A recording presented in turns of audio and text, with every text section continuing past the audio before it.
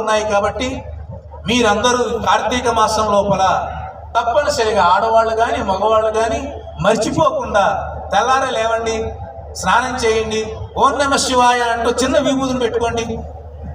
మీకు దగ్గర ఉండే శివాలయాలకు వెళ్ళండి, అక్కడ ఉన్న ఆ విభూతిని పెట్టుకోండి. ఒకవేళ దేవుడికి గనక విభూతి అభిషేకం చేసినట్టయితే ఆ బ్రాహ్మణులు అడిగి ఏమన్నా ఆ విభూతి కాస్తంత ఇవ్వండి అని మీ నుదుటిని పెట్టుకోండి.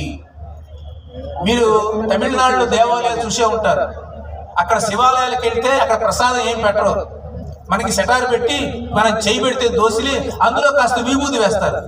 అరుణాచలం కానీ కంచి కానీ ఇలా గొప్ప గొప్ప క్షేత్రాలు విభూతికి అటువంటి మహత్తరమైనటువంటి శక్తి ఉన్నది.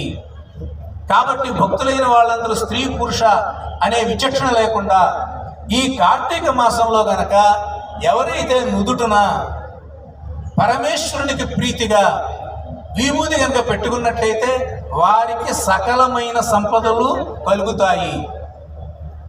ఇందాక నేను చెప్పానే అభిషేకం, ఆ అభిషేకంలో ఇంకో రహస్యం ఏమిటంటే బ్రహ్మదేవుడు శ్రీ మహావిష్ణువు ఇరువురిలో ఎవరు గొప్ప అంటే ఎవరు గొప్ప అని అనుకుంటున్నారు.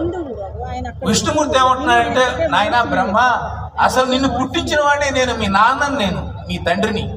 నా యొక్క బొడ్డులో ఉండేటువంటి పద్మంలోంచి నువ్వు పుట్టావు కాబట్టి నువ్వు నా కొడుకువి. నిన్ను పుట్టించిన వాడిని కాబట్టి తండ్రిగా నాదే గొప్ప అన్నాడు. బ్రహ్మదేవుడు చాచా అట్లా అనకూడదండి, మీ నాన్నగారు, మీరు నన్ను పుట్టించారు కరెక్టే, కానీ ఈ భూమి, ఈ లోకాలు, ఈ మానవులు వీళ్ళందరినీ ఎవరు పుట్టించారు?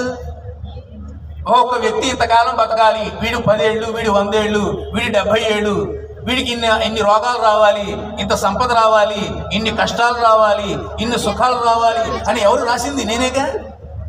బ్రహ్మరాత అని మనం నుదుటి మీద అంటారు తప్ప విష్ణు రాత అంటారా ఎవరైనా?